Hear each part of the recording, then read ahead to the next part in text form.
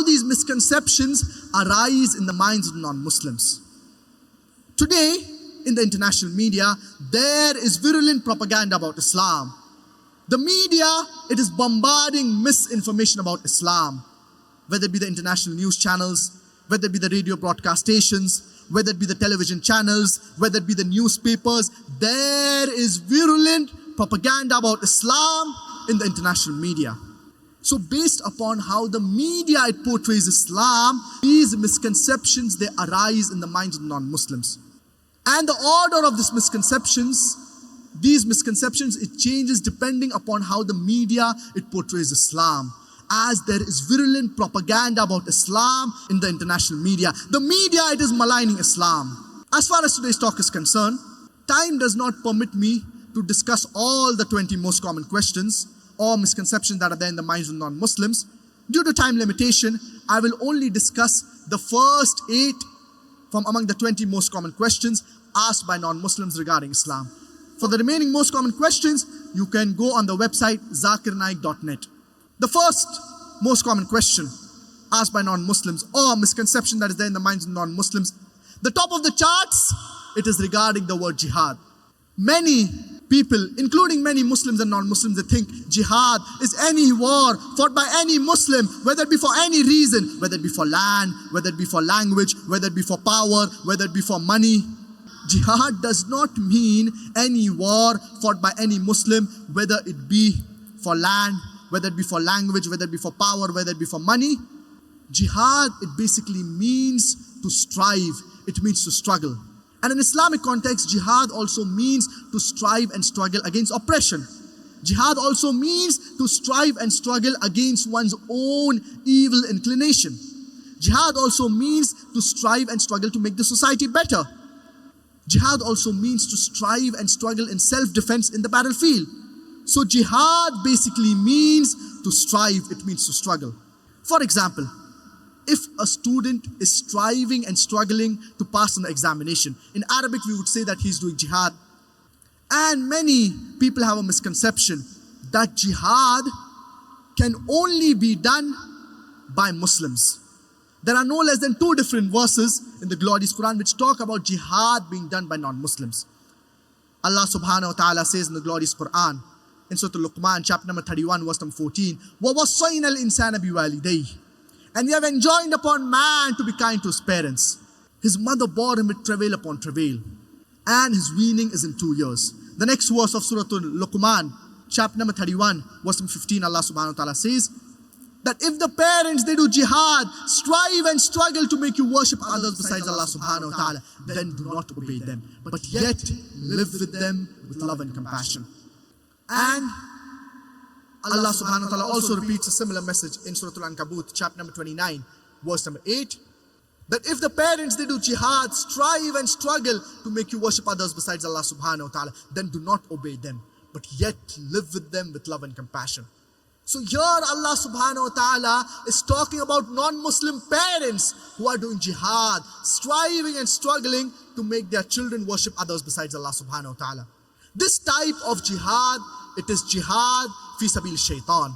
Jihad in the way or the path of the Satan. What we Muslims should do is jihad fi sabilillah. Jihad in the way of Allah subhanahu wa ta'ala.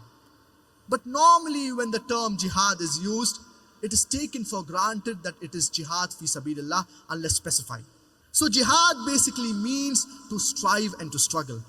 For example, striving and struggle against one's own evil inclination, striving and struggling against oppression. One type of jihad is qital, that is fighting in the way of Allah subhanahu wa ta'ala.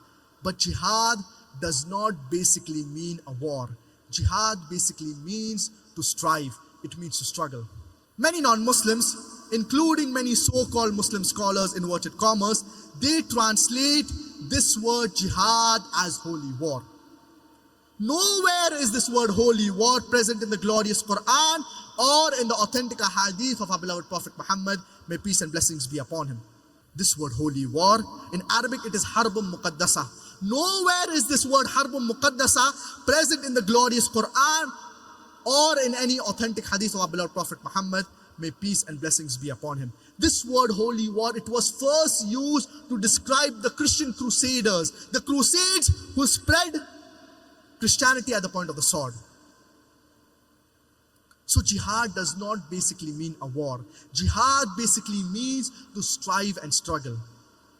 And if we look at the lifestyle of our beloved Prophet Muhammad, peace be upon him, the first 13 years of prophethood, during the Meccan period, there were several verses that were revealed which talk about jihad. But there was no war that took place at that time when these verses were revealed. And Allah subhanahu wa ta'ala says in the glorious Quran, in Surah Al-Ankabut, chapter number 29, verse number 69, وَالَّذِينَ جَاهَدُوا فِينَا لَنَهْدِيَنَّهُمْ سُبُلَنَا وَإِنَّ اللَّهَ لَمَعَ الْمُحْسِنِينَ. And those who strive in our way, we shall surely open up their pathways. When this verse was revealed, there was no war that took place at that time. Allah subhanahu wa ta'ala also says in the glorious Quran, Surah Al-Furqan, chapter number 25, verse number 52, فَلَا تُطِعِ الْكَافِرِينَ وَجَاهِدْهُمْ بِجِهَادٍ كَبِيرًا. Then do not follow the unbelievers, but strive with them strenuously against the glorious Quran. Do you mean to say you're going to fight with the Quran? But natural, no.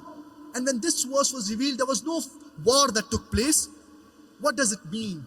It means that you have to strive and struggle to convey the message of Islam to the non-Muslims, to those who are unaware of it. Therefore, previously this misconception regarding jihad, it was not at the top of the charts. So depending upon how the media, it portrays Islam, these misconceptions arise in the minds of non-Muslims. And one verse of the glorious Quran is sufficient to prove that Islam was not spread by the sword. Allah subhanahu wa ta'ala says in the glorious Quran, Surah Al-Ma'idah, chapter number 5, verse number 32, مَنْ قَتَلَ نَفْسًا بِغَيْرِ نَفْسٍ أَوْ فَسَادٍ فِي الْأَرْضِ فَكَأَنَّمَا قَتَلَ النَّاسَ جَمِيعًا. That if anyone kills any human being, unless it be for murder or for spreading corruption in the land, it is as if he has killed the whole of humanity. وَمَنْ أَحْيَاهَا فَكَأَنَّمَا أَحْيَا النَّاسَ جَمِيعًا. And if anyone saves any single human being, it is as if he has saved the whole of humanity. Killing any innocent human being, it is prohibited. It is against the teachings of the glorious Quran. It is against the teachings of Islam. So jihad, it basically means to strive, it means to struggle. Depending upon how the media, it portrays Islam, these misconceptions arise in the minds of the non-Muslims. Unfortunately, we Muslims, we are very backward as far as using media for da'wah is concerned. We should use media to convey the message of Islam in a professional manner.